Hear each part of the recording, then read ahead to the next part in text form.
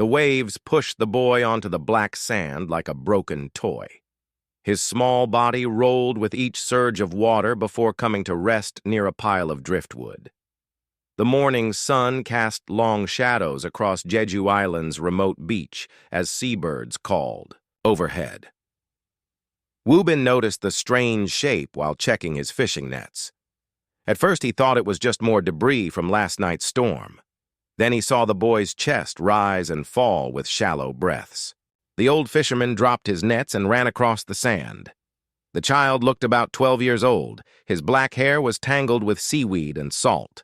Strange clothes clung to his thin frame. They were made of material Woobin had never seen before.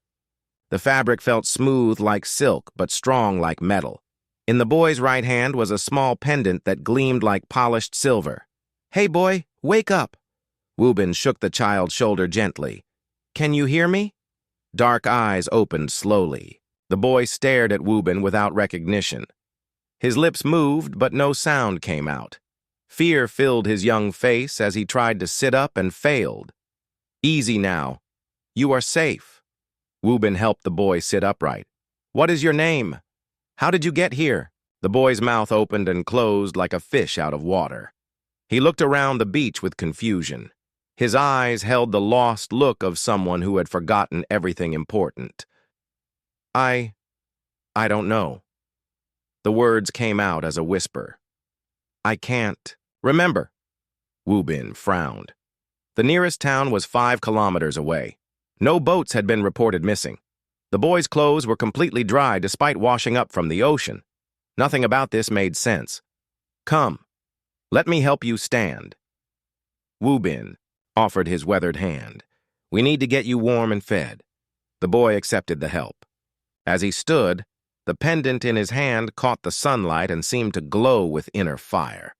Woobin blinked and looked again. Now it appeared normal, just polished metal shaped like intertwining circles. They walked slowly toward Woobin's small fishing hut. The boy moved carefully as if his legs might give out. Every few steps he would stop and stare at the sky with strange intensity. "The stars," he whispered during one of these pauses.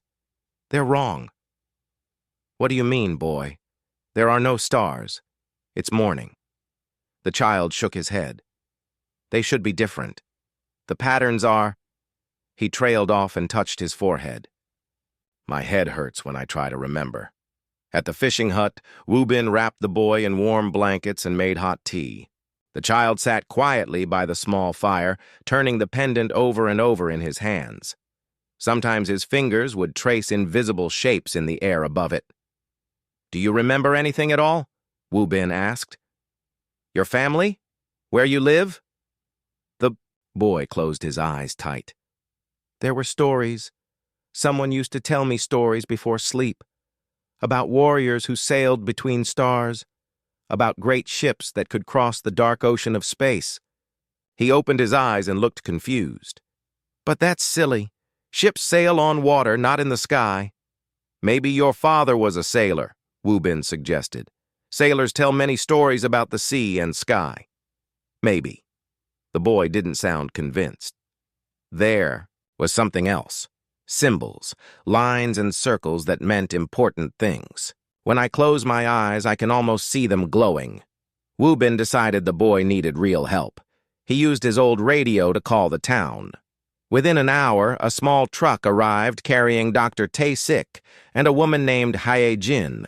Dr. Tae-sik was a child psychologist who visited the island once a month. He was a thin man, with kind eyes and patient hands. Hae-jin worked at the Marine Research Station. She had heard about the strange boy on her radio and came along out of curiosity. "Hello there," Dr. Tae-sik said softly as he knelt beside the boy. "I'm Dr. Tae-sik. Can you tell me your name?" The boy looked at the pendant in his hands. I think it starts with D-Day-Ho. Yes, that feels right. Day-Ho. Good. That's a start. Do you remember your family name?" Day-Ho's face scrunched up with effort. "I can't. Everything before the beach is like fog. There are shapes in the fog, but when I try to see them clearly, they disappear." Hyejin had been studying the boy's strange clothes. The material was unlike anything in her marine biology background. Daiho, can you tell me about these clothes? Where did you get them? I was wearing them when I woke up, Daiho said simply. They feel right, like they belong to me. The fabric is remarkable, Hyejin told Dr. Tae-sik quietly. I've never seen anything like it. It repels water completely, but it breathes like cotton. Dr. Tae-sik nodded and turned back to the boy. Daiho, I'd like you to come with us to town. There's a nice lady named Young Mi who teaches at the local school. She has agreed to let you stay with her while we figure out where you belong. What if I don't belong anywhere? Daiho asked. The question held more fear than a 12-year-old should carry. Everyone belongs somewhere, Dr. Tae-sik assured him. We just need to help you remember where. As they prepared to leave, Daiho suddenly grabbed a stick and began drawing in the sand. His hand moved without conscious thought, creating complex patterns of curves and angles. The symbols seemed to flow together like water, forming shapes that hurt to look at directly. Hyejin gasped. Those patterns, they follow mathematical principles I've never seen before. The angles create perfect ratios, but the ratios themselves are... She shook her head. This is impossible. No child could create something this complex. Daiho looked down at his drawing and stepped back quickly. I don't know why I did that. The symbols just... they wanted to be drawn. Dr. Tae-sik took photos of the sand drawings with his phone. Don't worry, Daiho. Sometimes our hands remember things our minds have forgotten. They loaded into the truck and drove toward town. Daiho pressed his face against the window, watching the landscape pass by. Everything seemed familiar and strange at the same time. Dr. Tae-sik, he said suddenly. In my dreams, there's always a voice calling me something else, not just Daiho. What does the voice call you? Daiho was quiet for a long moment. Little Admiral, like I'm supposed to be in charge of something important, but I'm just a kid. How can I be in charge of anything? Dr. Tae-sik and Hyejin exchanged worried glances. The boy's case was becoming stranger by the hour. Young Mi's house sat at the edge of the small town. She was a warm woman in her 30s who taught elementary school. Her home was filled with books and children's artwork. She welcomed Daiho with gentle kindness. You can stay in the spare room, she told him. It has a nice view of the ocean. Maybe being near the water will help your memories return. That first night, Daiho stood at his bedroom window looking out at the dark sea. Stars reflected on the water's surface like scattered diamonds. He pressed his palm against the glass and whispered words in a language he didn't recognize. The pendant around his neck grew warm against his chest. For just a moment, the stars seemed to shift and rearrange themselves into different patterns. Patterns that felt like home. Then the moment passed, and they were just stars again. Far below in the house, Young Mi heard the boy crying softly in his sleep. She climbed the stairs to check on him and found him tossing restlessly, his hands drawing those same complex symbols in the air above his blanket. Little Admiral, he mumbled in his dreams. The fleet is waiting. The fleet is always waiting. Young Mi pulled his blanket up to his chin and wondered what kind of dreams could make a lost child speak like a military commander. Outside, the ocean waves whispered secrets that only sleeping boys could hear. 3 months had passed since Daiho washed up on the beach. He had settled into life with Young Mi, but the nightmares never stopped. Every night brought the same dreams of vast ships sailing through darkness and voices calling his name across impossible distances. Dr. Tae-sik visited twice a week for therapy sessions. They had made little progress recovering Daiho's memories. The boy could draw those strange symbols without thinking, but he couldn't explain what they meant.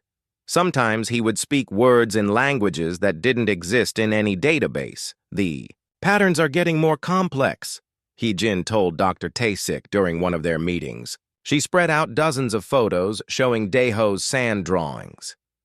Look at this progression. The mathematical relationships are becoming more sophisticated each week. Dr. Tasik studied the images. It's like he's remembering a language piece by piece.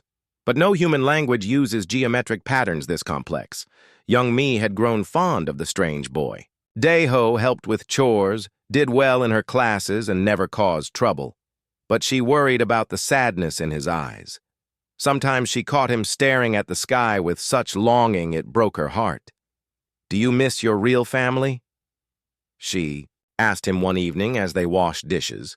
Dae-ho dried a plate slowly. "I don't remember having a family, but sometimes I feel like I left important people behind.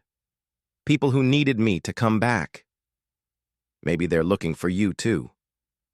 "I hope so," Dae-ho said quietly. "In my dreams, someone is always waiting for me to give orders, but I don't know what orders to give." The day everything changed started like any other. Young Me had organized a beach cleanup with her class as part of Earth Day activities. 20 children, ages 8 to 12, gathered at the same beach where Woo-bin had found Dae-ho. The weather was perfect. Bright sunshine and gentle waves made it feel more like a field trip than work. The children laughed as they filled garbage, bags with plastic bottles and old fishing nets. Dae-ho worked quietly by himself near the spot where he had been found. He often came here when he needed to think. The familiar sound of waves helped calm the constant buzzing in his head. "Dae-ho, come help us with this tire," called Subin, one of his classmates. But Dae-ho wasn't listening. He stood frozen, staring at something in the water. Far out beyond the breakers, he could see dark shapes moving beneath the surface, shapes too large and regular to be whales. "They're coming," he whispered. "The fleet is coming home." Young Mai noticed him standing alone and walked over. "What's wrong? You look pale." "Can't you see them?" Dae-ho pointed at the empty ocean. "The ships. They're waiting for orders." Young Mai saw only normal ocean. "Dae-ho, there's nothing there. Are you having another episode?" The boy's frustration exploded. All the months of not remembering, of feeling lost and broken, came pouring out. "I'm not crazy. There are ships out.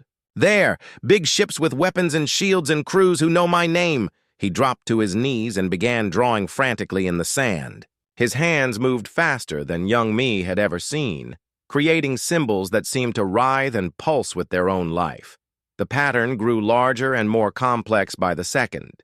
"Dae-ho, stop! You're scaring the other children." But the boy couldn't stop. The symbols demanded to be completed. Each line and curve felt crucial, like lives depended on getting them exactly right. His pendant grew warm against his chest as he worked.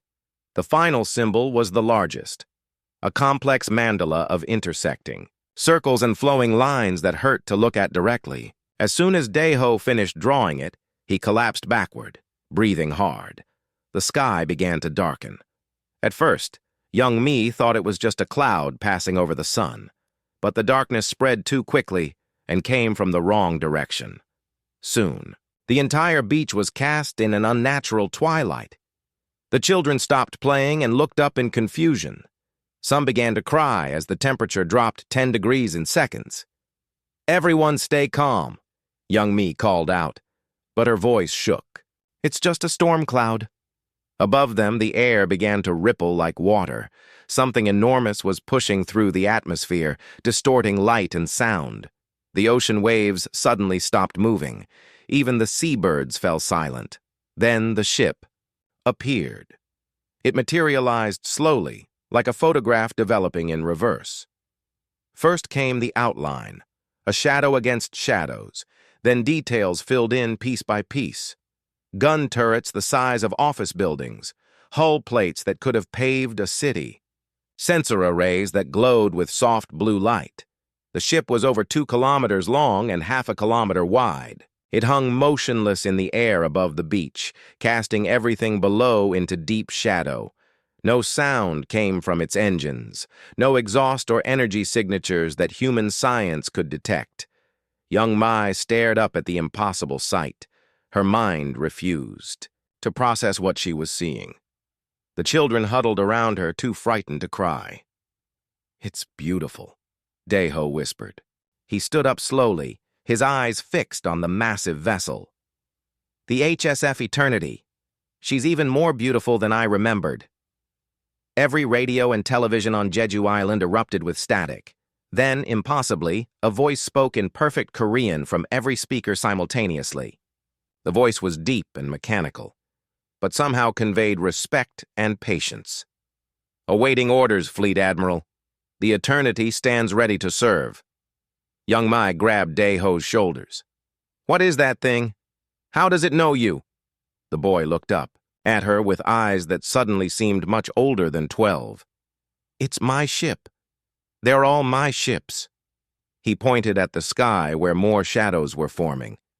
"The fleet came back for me." 6 more massive shapes began to decloak around the island. Each one was slightly different in design but equally enormous. They arranged themselves in a perfect formation around the Eternity, their weapons powered but not targeting anything. The mainland, every military base in South Korea went to high alert. Radar screens showed impossible readings. Satellite feeds displayed ships that dwarfed aircraft carriers hovering over civilian areas. In Seoul, General Park burst into an emergency meeting. 7 unidentified vessels have appeared over Jeju Island. They're not responding to any communications except to repeat the same message. "What message?" asked the defense minister. "Awaiting orders, Fleet Admiral." In Korean. President Kim Dong stared at the satellite images on the briefing room screen. "Fleet Admiral, are they waiting for one of our officers?" "No, sir. Our intelligence suggests they're waiting for someone else entirely." Back on the beach, Dae-ho walked toward the ocean.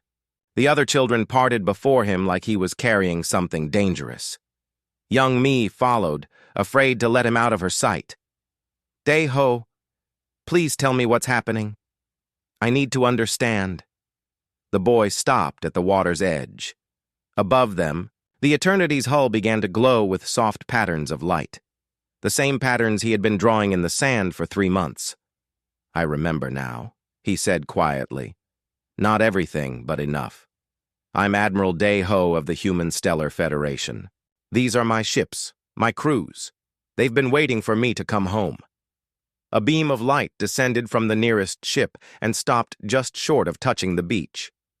Inside the light, young Mi could see the outline of a figure beginning to form. "Admiral," the voice spoke again from every radio and phone on the island. "Permission to beam aboard? We have much to discuss." Dae-ho looked back at young Mi one more time. Despite everything impossible that was happening, he was still a scared 12-year-old boy who didn't want to leave the only family he remembered. "Will you come with me?" he asked. "I don't think I'm ready to do this alone." Young Mi looked up at the ships that had turned her quiet island into the center of the world's attention. Every instinct told her to run. But this lost boy needed her, and she had never been able to abandon a child who needed help. "Okay," she said, taking his hand, "but just for a little while." Together they stepped into the beam of light. As they began to dissolve into energy, Dae-ho whispered words that chilled young Mi's heart. "I hope Earth is ready for what comes next. The galaxy is much more dangerous than they know." The light carried them up toward the waiting ship, leaving behind a beach full of children who would spend the rest of their lives telling people about the day their classmate turned out to be an alien admiral. In military bases around the world, emergency meetings convened to discuss humanity's first contact with an extraterrestrial force. None of them realized the ships were human, too. The beam of light felt warm and safe. Young Mai expected the transport to be frightening, but instead she felt like she was floating in gentle water. Beside her, Dae-ho seemed to relax for the first time in months. They materialized inside a vast chamber with walls that curved up and away like the inside of a giant egg. Everything was made of the same smooth material as Dae-ho's pendant. Soft blue light came from nowhere and everywhere at once. "Welcome aboard the HSF Eternity, Admiral," said a woman's voice. A figure stepped out of the shadows. She wore a uniform that matched Daeho's strange clothes, but hers was clearly made for an adult officer. Her name tag read, Captain So Young, but this wasn't the Korean naval officer who would arrive on the beach in a few hours. This was someone else entirely. Someone whose eyes held the weight of seeing civilizations rise and fall. Captain, Daeho said, and young me was shocked to hear. His voice sounded different, more confident, more like someone used to being obeyed. Status report. All 7 dreadnoughts are operational, sir. Crews at full readiness. We've maintained position as ordered for the past 50,000 years. Captain So Young paused. It's good to have you back, Admiral. Young me stared between them. 50,000 years! That's impossible! Daeho is 12 years old. Captain So Young looked at her kindly. Time moves differently for us, honored teacher. When the Admiral was sent back to prepare Earth for our return, his body was made young again. But his mind holds memories that span millennia. I don't understand any of this, young me said. Daeho took her hand. Neither do I. Not completely, but I'm starting to remember. He turned to Captain So Young. Take us to the memory chamber. If we're going to explain this to Earth, I need to know the whole truth. They walked through corridors that stretched further than seemed possible. The ship was like a floating city. Through transparent walls, young me could see thousands of people in uniform moving with purpose. All of them stopped and bowed when they saw Daeho. How many people are on this ship? She asked. 50,000, Captain So Young replied. Each dreadnought carries a complete civilization. We are the last survivors of the Human Stellar Federation. The memory chamber was a small, round room filled with floating screens. As soon as Daeho entered, the screens came to life with images and sounds that made young me gasp. She saw space battles between fleets of ships so large they blotted out stars. Planets covered in gleaming cities that stretched from pole to pole, creatures made of living darkness that consumed everything in their path. The void swarm, Daeho whispered, his young face growing pale. I remember now. They came from between galaxies, parasites that fed on life itself. The screens showed humanity at the height of its power. Millions of worlds, billions of ships, technology that could reshape matter at the atomic level. But even with all that power, they were losing. The war. We fought them for 1,000 years, Captain So Young explained. Every victory was temporary. They adapted to our weapons faster than we could develop new ones. In the end, we had 2 choices: flee or find another way to fight. Young me watched images of the final battle. 7 massive ships, larger than anything else in the human fleet, held a line against an enemy that covered half the sky. While they fought, transport ships carried millions of civilians toward a single blue planet. Earth, Daeho said. We sent our people back in time, back to humanity's birth world before we ever reached for the stars. But why? Young me asked. If you were so advanced, why go backward? The boy closed his eyes as more memories returned. Because we learned something important about the swarm.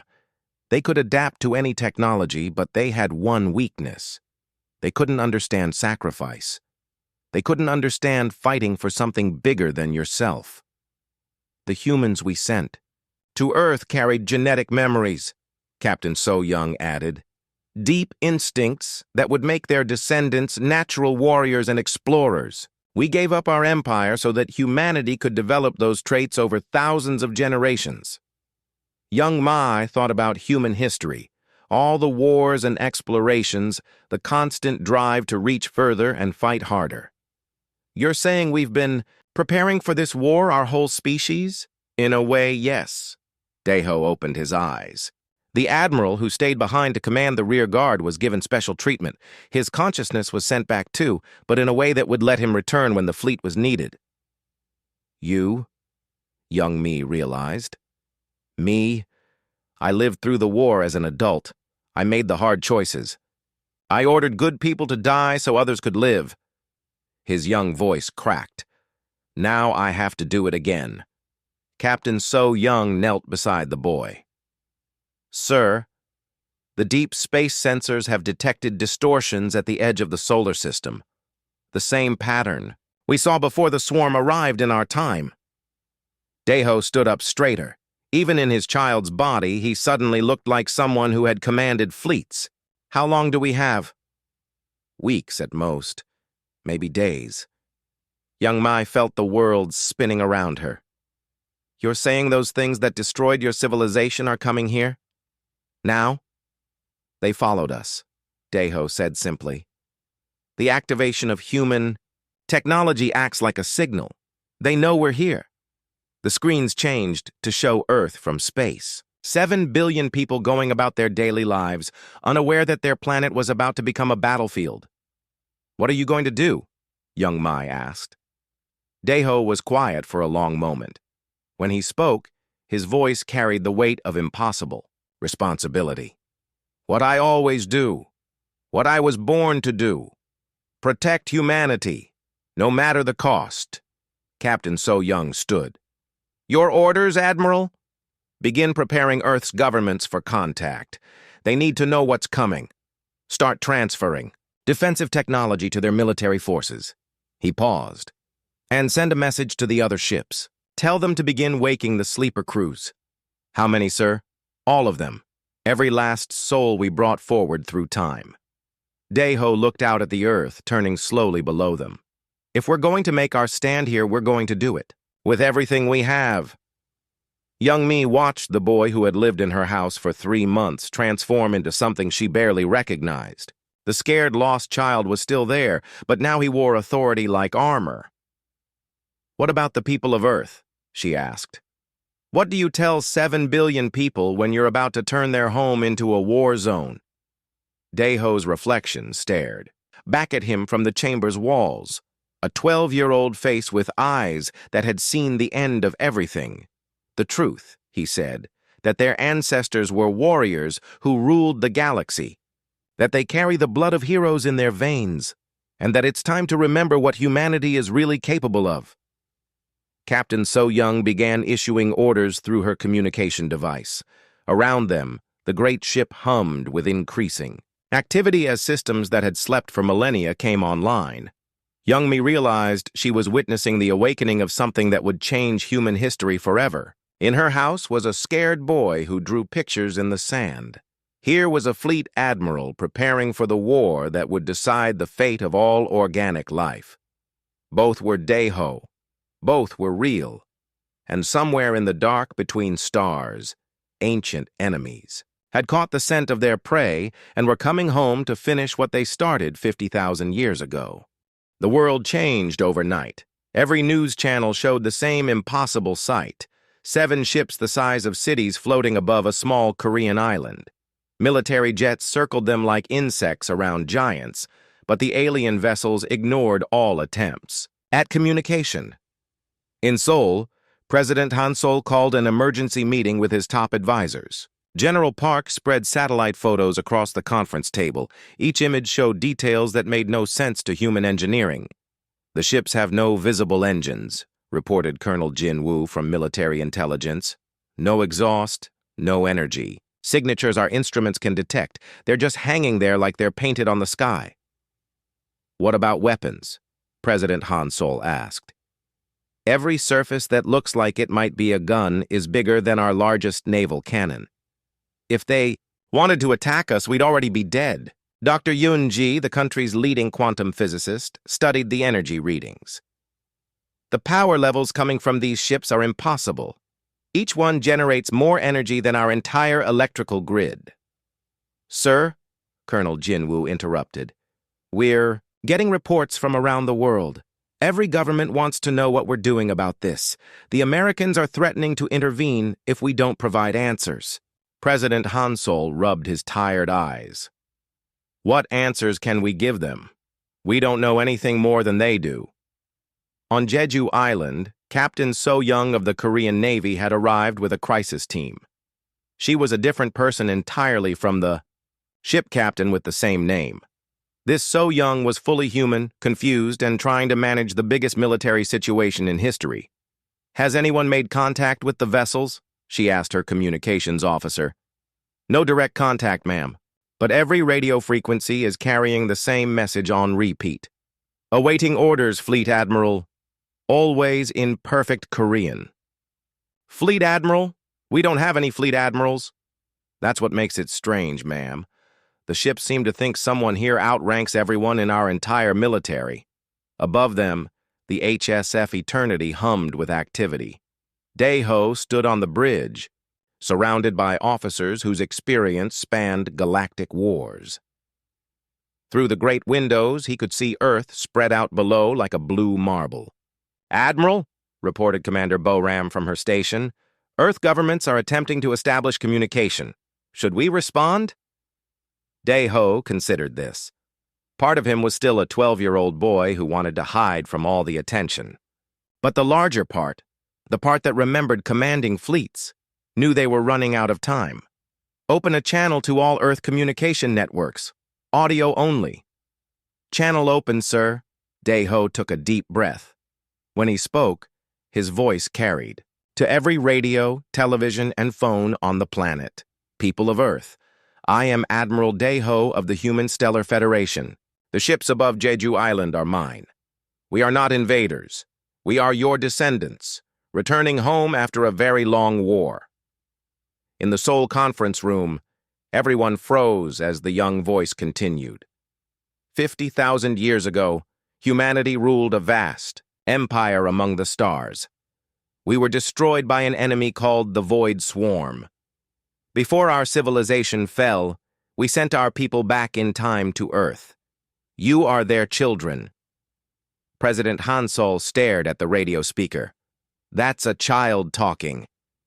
The enemy that destroyed us has found Earth. They are coming here within days. My fleet and I have returned to help you fight them. We will need your cooperation to save this world." Dr. Yoonji leaned forward. If this is true, it would explain so much. Humanity's rapid development, our instinct for warfare and exploration. The voice from the ships continued. "I know this is hard to believe. I will provide proof. But first, your governments need to understand that this is not a request. The swarm cannot be negotiated with. They cannot be reasoned with. They exist only to consume all life in the universe." General Park shook his head. "A child claims to be commanding ships that could destroy our civilization. How do we respond to that?" "We find out if he's telling the truth," President Han Sol said. "Colonel Jinwoo, I want you to prepare a meeting with whoever is speaking for these ships." "Sir, how do we meet with them?" "Ask nicely. If they really are trying to help us, they'll agree to talk." Aboard the Eternity, Dae-ho received the meeting request from the Korean government. Captain So Young, the ship's captain, advised caution.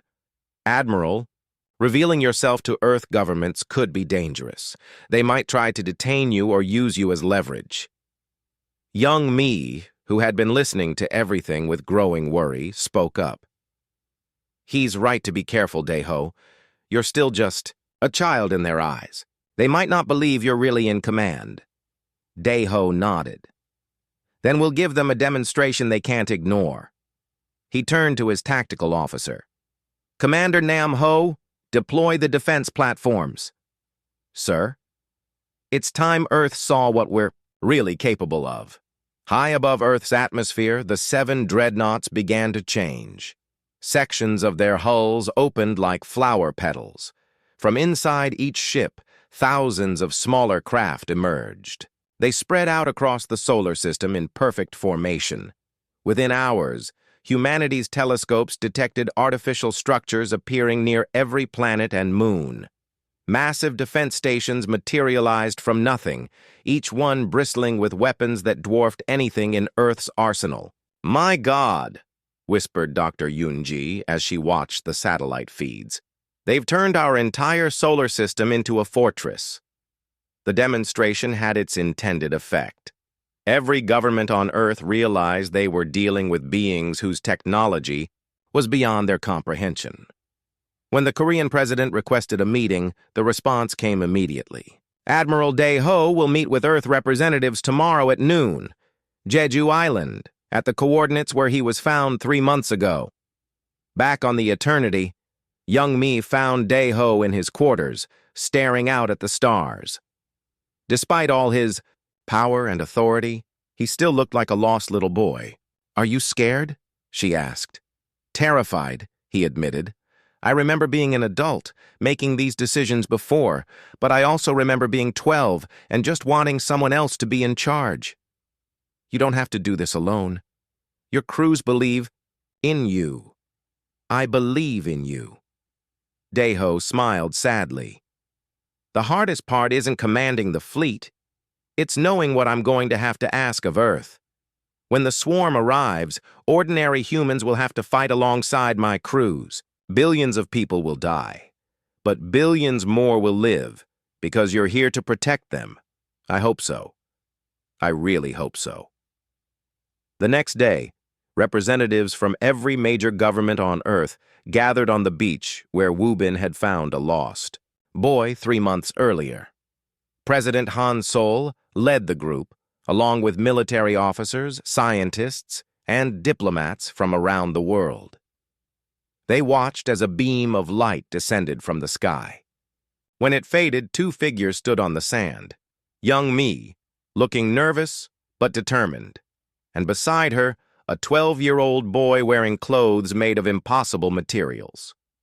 "Honored leaders of Earth," Dae-ho said, his young voice carrying clearly across the beach. "I am Admiral Dae-ho. Thank you for coming.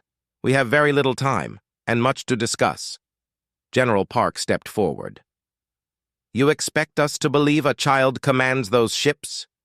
Dae-ho gestured toward the ocean. One of the massive dreadnoughts descended until it hovered just above the water. Its shadow fell across the entire beach like night had suddenly fallen.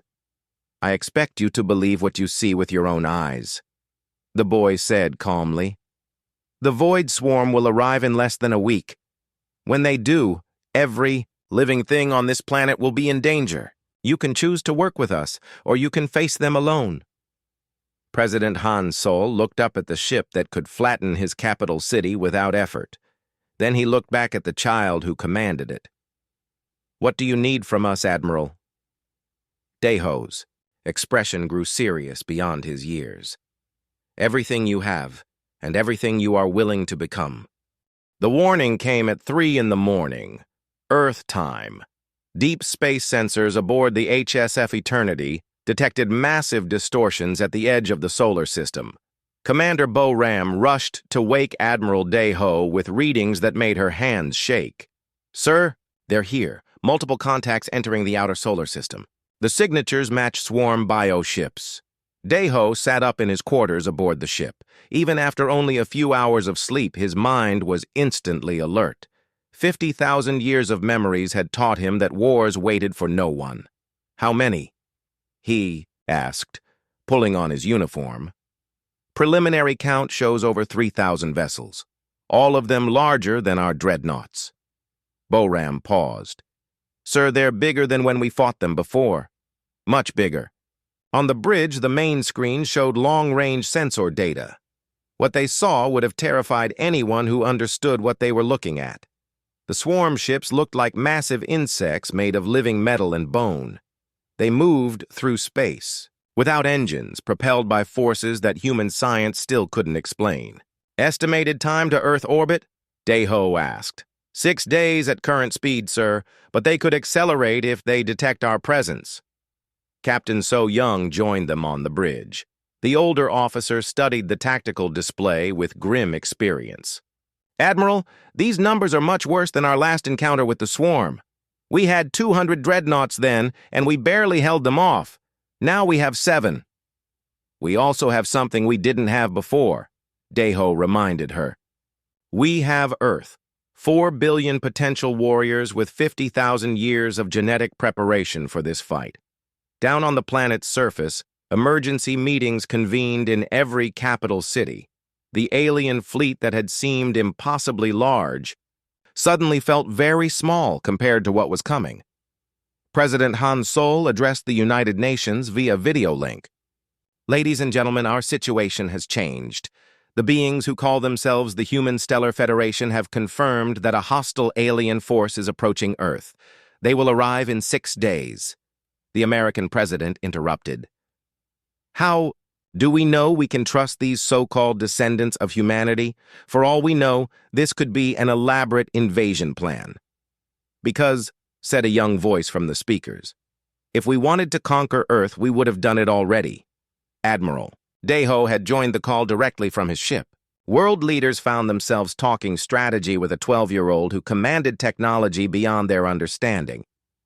The Void Swarm isn't interested in conquest, Daeho continued. They consume all organic life and convert it into biomechanical components for their ships. When they're done with a planet, nothing lives. Not animals, not plants, not even bacteria. The Russian president leaned forward. What can we do against enemies like that? Fight. With everything we have and everything we can become. The boy's voice carried absolute conviction. I'm transmitting technical specifications to your military leaders. We don't have time to build new weapons, but we can upgrade what you already have. Dr. Ki-tae, Earth's leading expert on exotic physics, received the data files at his laboratory in Seoul. What he saw made him call his entire team in immediately. Look at these equations, he told his assistants. They're showing us how to modify our nuclear weapons to disrupt biomechanical tissue, and these power core designs could increase our energy output by factors of thousands. Dr. Yoon-ji studied the defensive technology specs. They're not just giving us better weapons, they're showing us how to create energy shields, gravity manipulators, even basic faster-than-light communication. How is this possible? Asked her research partner. It's not, she admitted. By our physics, none of this should work, but the math checks out perfectly. Meanwhile, young Mi remained aboard the Eternity as Earth's unofficial ambassador to the fleet. She watched the preparations with growing amazement and terror. Your people are incredible, she told Daeho as they observed the launch of thousands of fighter craft from the 7 dreadnoughts. But there are so few of you compared to the enemy. Numbers aren't everything, Daeho replied. The swarm has quantity, but they lack something crucial. What's that? Hope. They've been winning for so long they've forgotten what it's like to face an enemy that refuses to give up. The preparation of Earth's defenses happened with impossible speed. Human engineers worked around the clock to implement alien technology they barely understood. Military bases that had never cooperated shared resources and personnel. Captain Dong-hyun, a Korean Air Force pilot, found himself learning to fly a fighter craft powered by technology that shouldn't exist. The controls respond to thought as much as touch, he reported to his squadron. It's like the ship knows what you want to do before you do. Similar scenes played out across the globe. Tank crews learned to operate vehicles with energy shields. Naval officers discovered their ships could now fire weapons that bent space itself. But the most dramatic changes were happening to the humans themselves. Dr. Nam-soo, a specialist in genetic research, made an alarming discovery while studying. Blood samples from people who had been exposed to the alien technology. The genetic markers are activating, he reported to President Han Sol. Dormant DNA sequences that have been sleeping in human cells for millennia. People are developing enhanced reflexes, improved spatial reasoning, instinctive understanding of complex systems. Is it dangerous? The president asked. I don't think so. If anything, it's like we're remembering abilities our species used to have. Young Mai experienced the changes herself. As she spent time aboard the Eternity, she found herself understanding alien systems without training. Her reflexes quickened. Her mind processed tactical information with startling clarity. What's happening to me? She asked Captain So Young. You're becoming what humans were meant to be, the captain replied. What we were before, we had to hide our true nature to survive. On the 4th day, the swarm ship suddenly accelerated. Long-range sensors showed they had detected the defensive preparations around Earth. Time to contact has decreased to 36 hours. Commander Bo-Ram reported. Admiral Day-Ho stood on his bridge, looking out at the planet he was sworn to protect. Below them, 7 billion people were discovering they were descended from star-conquering warriors. Above them, an ancient enemy approached with the power to devour worlds. "Signal the fleet," he ordered. "All ships to battle stations. Begin final preparations." "What are your orders regarding Earth's military forces, sir?" Day-Ho thought of Captain Dong-hyun and thousands like him, brave humans preparing to fight. Enemies their grandparents couldn't have imagined. Integrate them fully into our formations. Human ships alongside Federation vessels. We fight as one species, or we don't fight at all. Young Mi joined him at the observation deck. "Are you ready for this?" The boy, who had washed up on a beach with no memories, looked out at the approaching darkness. "No one is ever ready for war, but we're as prepared as we can be." "What happens if we lose?" Day-Ho's reflection stared back from the transparent aluminum windows. "We don't lose. We can't lose, because if we do, there won't be anyone left to remember that humanity ever existed." In the distance, sensors detected the first bioships entering the outer solar system. They moved like living things, their hulls pulsing with alien life. Behind them came hundreds more, then thousands. The final battle for Earth was about to begin. The Void Swarm arrived like a plague of living darkness. 3,000 bioships emerged from hyperspace in perfect formation. Each vessel was larger than Earth's biggest cities, their hulls pulsing with veins of sickly green light. They moved, without engines, pulled forward by gravitational forces that warped space around them. From the bridge of the HSF Eternity, Admiral Day-Ho watched humanity's oldest enemy fill the sky. Even with all his recovered memories, the sight still made. His 12-year-old heart raced with terror. "Fleet status report," he ordered, forcing his voice to remain steady. Captain So-Young consulted her displays. "All 7 dreadnoughts at full combat readiness. Earth's defense platforms are online. Human military forces have integrated with our tactical network." "Enemy analysis?" Commander Bo-Ram worked her sensors frantically. "Sir, these aren't the same bioships we fought 50,000 years ago. They've evolved, grown larger, more heavily armed. The largest ones are generating power readings that exceed our previous estimates."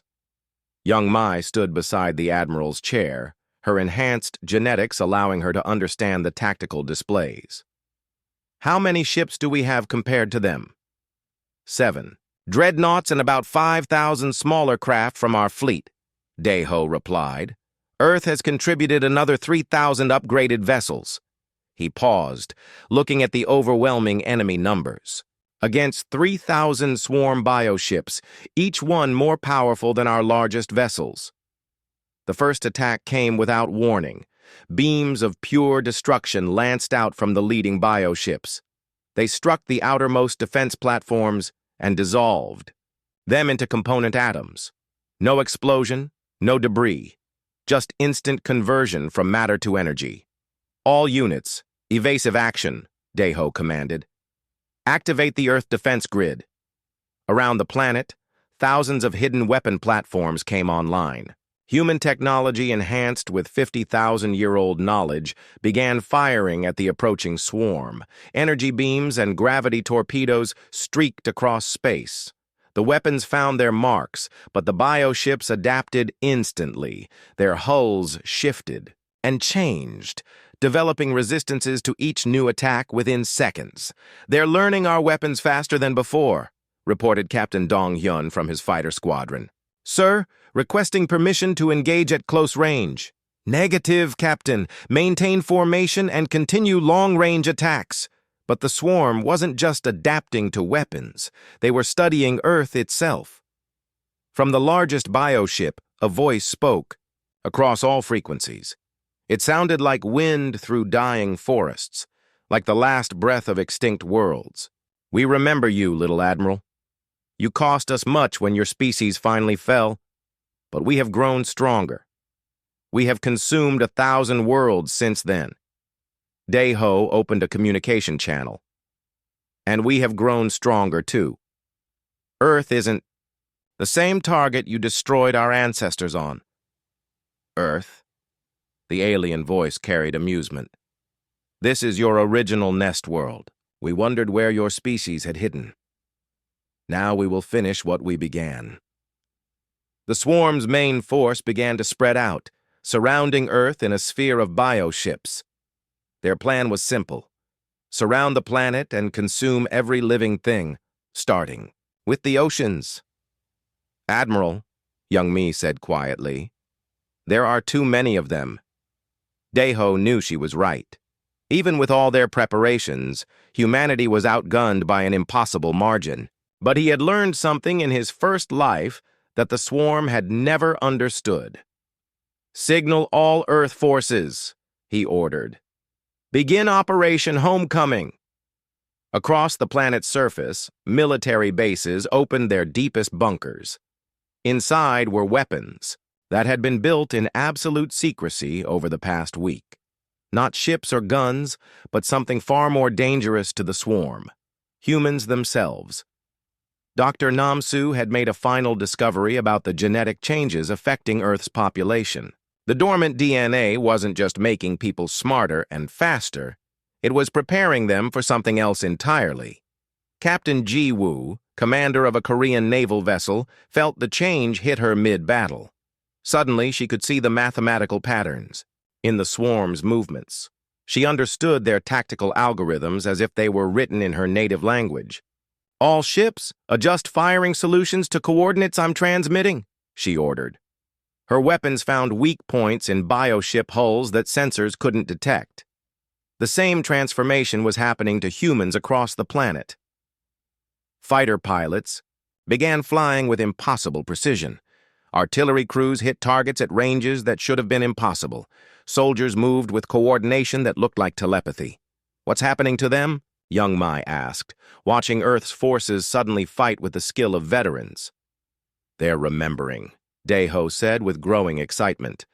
50,000 years of genetic memory, all activating at once. Every human down there is becoming what their ancestors were: warriors who conquered the galaxy. The tide of battle began to shift. Human ships that had been barely holding their own started destroying bioships with surgical precision. The swarm's adaptation couldn't keep up, with tactics that changed by the second. But the enemy's numbers were still overwhelming. Admiral, we're receiving a priority signal from the HSF Retribution, Commander Boram reported. Captain Sang-min requests permission for Emergency Protocol 7. Daeho's face went pale. Emergency Protocol 7 was a ramming attack. A ship would sacrifice itself to take out a high-value target. Denied. We need every ship we have. Sir, the Retribution has taken severe damage. Their weapons are offline and hull integrity is failing. Captain Sang-min believes he can take out the swarm's command vessel. Through the bridge windows, they could see the crippled dreadnought. Atmosphere was venting from multiple hull breaches. Emergency lights flickered along its length. Captain Sang-min's voice came over the communication system. Admiral, it's been an honor serving with you again. Take care of the fleet. Before Daeho could respond, the Retribution's engines flared to maximum power. The massive ship accelerated directly toward the largest bioship in the swarm formation. The collision was visible from Earth's surface.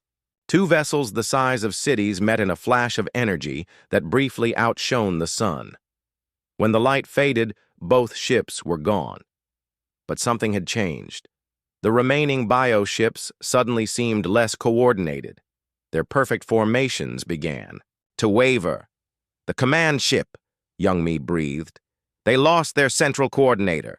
All ships, press the attack, Daeho ordered. Target the confusion in their ranks. Earth's defense forces threw themselves at the enemy with renewed fury. Humans fighting alongside the descendants they had never known they had, united by bonds stronger than time itself. Engineer Na Young aboard the Eternity made a crucial discovery as she analyzed the disrupted swarm formations. "Admiral, I'm detecting a resonance pattern in their communication network. If we can match that frequency, we might be able to overload their coordination system entirely." "Do it." Working with Dr. Kite on the planet's surface, Na Young modified the Eternity's main communication array. When they transmitted on the swarm's frequency, the results were immediate. Bioships throughout the enemy fleet began to convulse and turn on each other. Without their central command, individual ships reverted to basic survival instincts. They attacked anything nearby, including their own allies. "Now," Deho said quietly, "hit them with everything we have." The combined human fleet struck with weapons that bent space and time. Earth's upgraded nuclear arsenal tore through bioship hulls. Federation energy beams carved through the confused enemy formations. But the most devastating weapon was something the swarm had never faced before. 7 billion humans, all remembering at once that they were descended from the greatest warriors the galaxy had ever known. From every continent, upgraded missiles launched with targeting data provided by Ordinary. Citizens who suddenly understood orbital mechanics like physics professors. Ground-based energy weapons operated by teenagers who had never seen such technology before, but somehow knew exactly how to use it. The swarm, faced with an enemy that fought as one species across an entire world, finally began to retreat. "They're pulling back," reported Commander Boram with amazement. "Bioships are returning to hyperspace." Young Mai looked at the tactical display showing thousands of enemy vessels fleeing the solar system. "Is it over?" Deho shook his head. "This was just their advance force. They'll return with more ships, better adaptation, new strategies." He turned to look at Earth, where billions of newly awakened humans were celebrating their first victory against the galaxy's greatest threat. But next time, they'll face something they've never encountered before. A humanity that knows what it really is. 6 months later, Admiral Deho stood on the bridge of the Eternity as it led a fleet of human vessels beyond the solar system. Earth's shipyards worked around the clock to build new dreadnoughts using recovered Federation technology. Young Mi, now wearing the uniform of the Second Human Stellar Federation, served as the fleet's diplomatic officer. She had chosen to join the return to the stars rather than stay safely on Earth. "How do you think they'll receive us?" she asked, looking at star charts that showed the locations of humanity's lost colonies. "With joy, I hope," Deho replied. "It's been 50,000 years.